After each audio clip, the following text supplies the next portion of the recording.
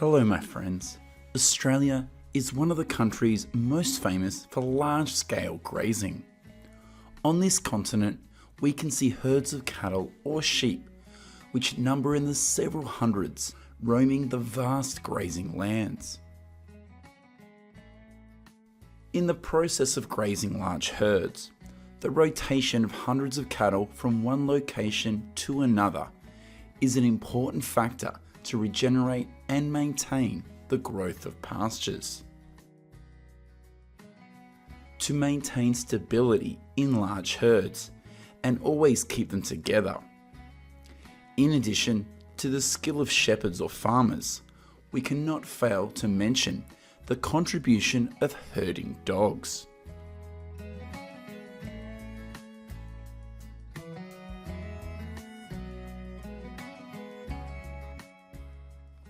Currently, the most popular dog breeds used by Australian ranchers for farm work include Border Collies, Kelpies, and Australian cattle dogs.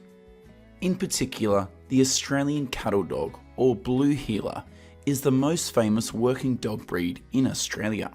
It is often bred to support work at most cattle farms in the country. Two other working breeds, Kelpies and Border Collies, are often bred to assist with work on sheep farms.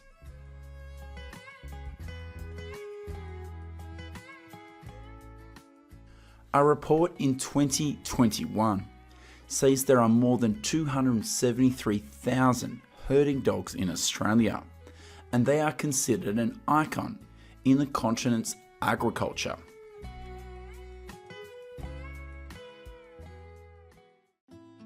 This is an Australian cattle dog and its 6-day-old puppies. At this stage, most puppies are white and their coat colour will change as they grow older. On average, each Blue Heeler dog usually gives birth to about 6 puppies per year, and the puppies will breastfeed for 4 to 5 weeks before moving on to be fed with other foods.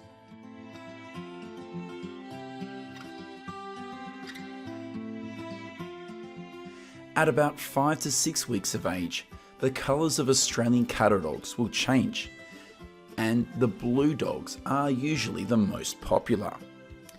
This is also the reason why the name Blue Heeler is more commonly known than Red Heeler when talking about this intelligent working dog breed. According to a report from the National Kennel Council of Australia, each year in this country, around 6,500 to 7,000 Blue Heeler puppies are newly registered.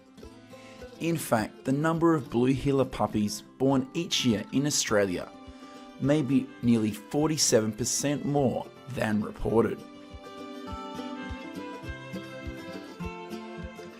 As a breed bred to work on farms, a job that requires a lot of physical activity, the Australian cattle dog is a very energetic breed. From an early age, Blue Heeler dogs need stimulation to keep their spirits up, which makes them able to continuously play, run, and exercise every day. Without adequate mental exercise and stimulation, this working breed will become bored and their behaviours can be more difficult to control.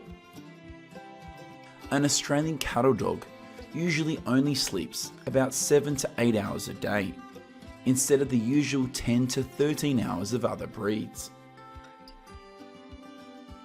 In order for these dogs to be able to work effectively on livestock farms, the diets used for them also needs to contain higher levels of fat and protein than those intended for other breeds.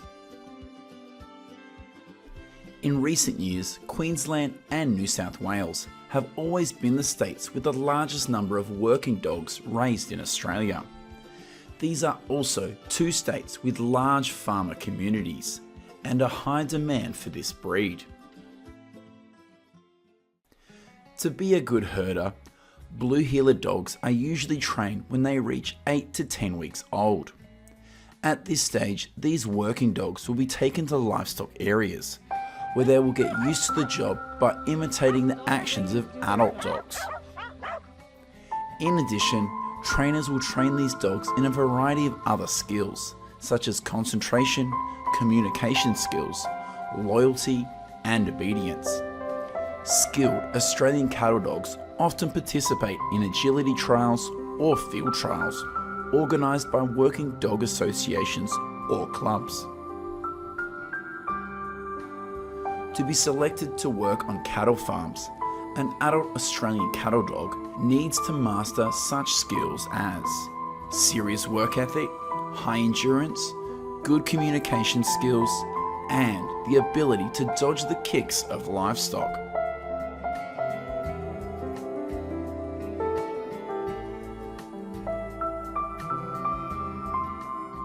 In addition to hundreds of thousands of blue heeler dogs, the Border Collie is also a working dog that is preferred by many cattle ranchers in Australia to use in the breeding process.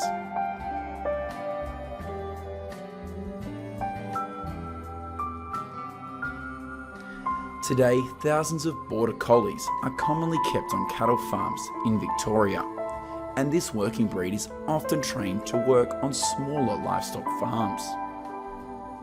Unlike the blue heeler breed, Border Collie dogs often have less endurance and are not suitable for travelling long distances. However, the intelligence level of Border Collie dogs is more appreciated than that of Australian cattle dogs. Border Collies are often trained to move herds of livestock over short distances from one location to another. In addition, they can also be raised on poultry farms to manage the daily activities of the flock. It is estimated that there are currently nearly 57,000 Border Collie dogs living in Australia, and more than half of these dogs are raised in Victoria. They are not only raised in farms, but this breed is also raised by dog sports enthusiasts or families who keep dogs as companions. This is a sheep farm near the town of Deniliquin in south central New South Wales. Here, a working breed called Kelpie was raised to help farmers herd sheep. It is estimated that there are about 45,000 Kelpie dogs being raised in Australia, and about 60% of them are raised to work on sheep farms.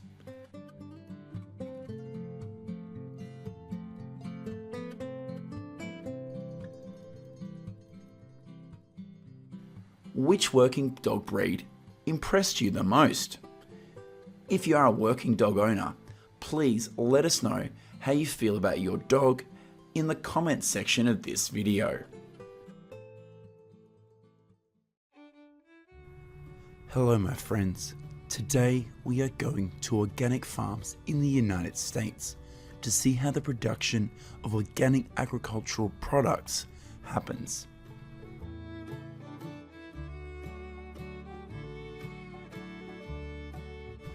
According to USDA statistics, by the end of 2022, in the United States, there are 17,445 operating organic farms with an area of 5.8 million acres.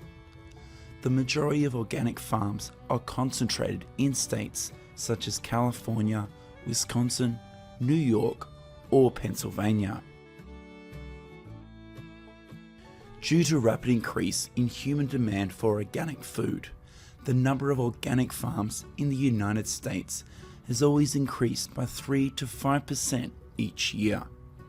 However, the percentage of organic farms in the country has never exceeded 1%.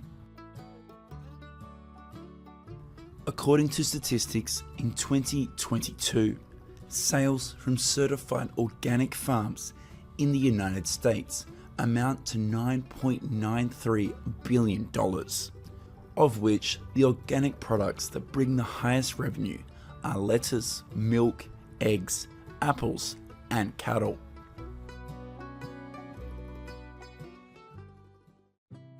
We are currently at an organic lettuce farm in Monterey County, south of San Francisco, California. September through November is usually the busiest time for lettuce growing in California's fields, and this 47-acre farm is no exception. Every time the lettuce growing process takes place, this farm will have about 170 migrant workers come to work, and most of them are illegal immigrants from Mexico.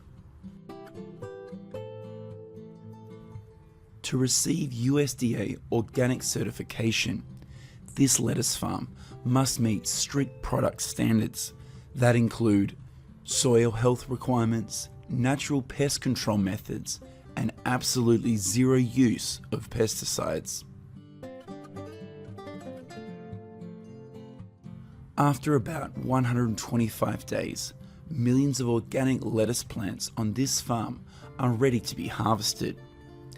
This is also when about 270 migrant workers from Mexico come here to work.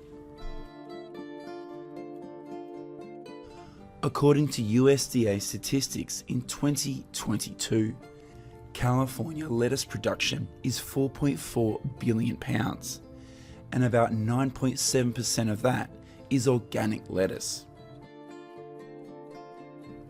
Each year, the lettuce industry in the United States creates approximately 87,300 full and part-time jobs. In addition, lettuce production generates about $2.7 billion in value, of which organic lettuce farms across the country bring in a value of about $830 million.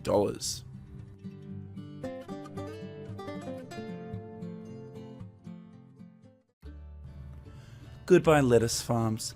We're going to organic goat farms in Edwards County, Southwest Texas, to see how dozens of boer goats are raised. In order to be recognized as an organic farm by the USDA, dozens of goats on this farm have been fed organic food for their entire lives. In the production of goat foods such as alfalfa or cereals, farmers are not allowed to use pesticides and chemical fertilizers. In addition, the living conditions of goats on an organic farm should also be ensured by factors such as sanitation of the barn, humane treatment during rearing, and plenty of time outdoors.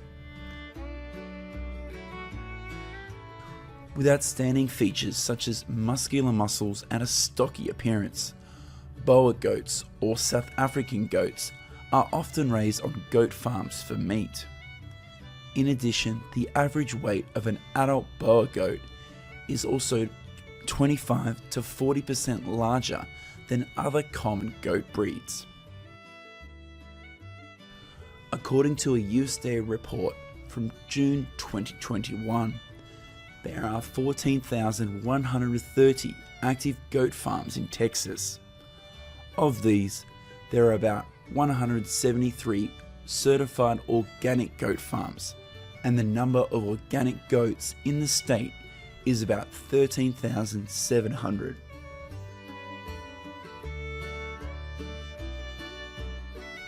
Here's what's going on at an incubator in Alabama.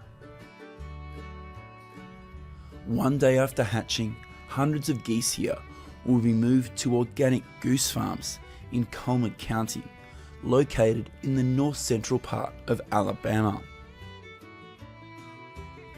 These geese will live in the barn for 2 weeks before they are released outside to roam freely on the lawns.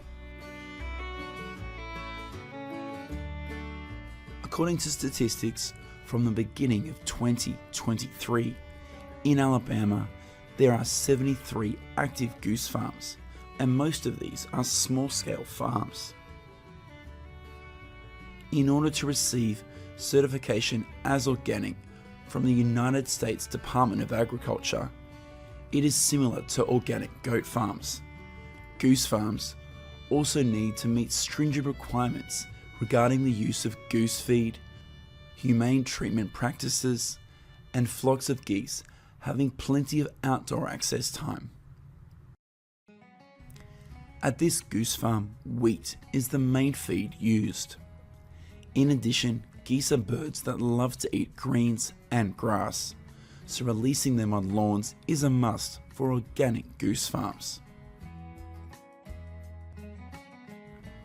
According to USDA statistics, in 2021, in the United States, there are about 1,320 geese farms for the purpose of eggs and meat. In addition, across the country, there are also many farms raising geese in small numbers as part of a diversified livestock operation. According to reports from the goose meat processing facilities, approximately 7,600 geese are slaughtered in the United States each year. 23% of those are geese raised on organic farms. The amount of goose meat consumed each year in the United States is only about 3% of total poultry production.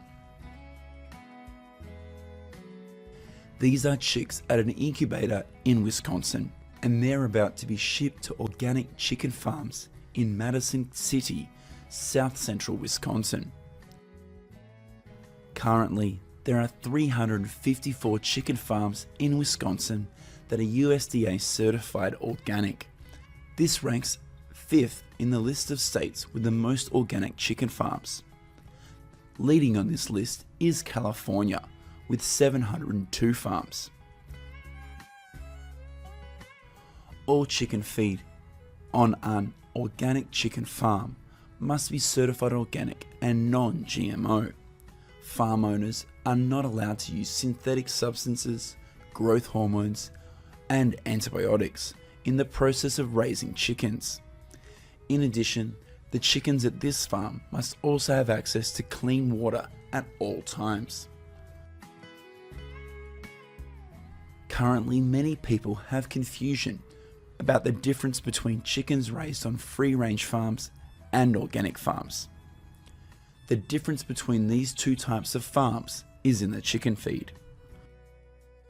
Although free-range farms also release chickens into the pasture, the supplements for chickens here are often made from genetically modified ingredients. According to statistics in 2021, in the United States, there are 5,102 certified organic chicken farms, and the number of chickens on these farms is 19.4 million. This is a very small percentage of the total of 9.1 billion chickens raised in the country. Each year, about 7.1 million organic chickens are slaughtered in the United States. In addition, the number of organic chicken eggs collected across the country is about 747 million, accounting for less than 1% of the country's chicken egg production. In 2021, sales of organic chickens nationwide reached $1.1 billion, and sales of organic chicken eggs reached $849 million.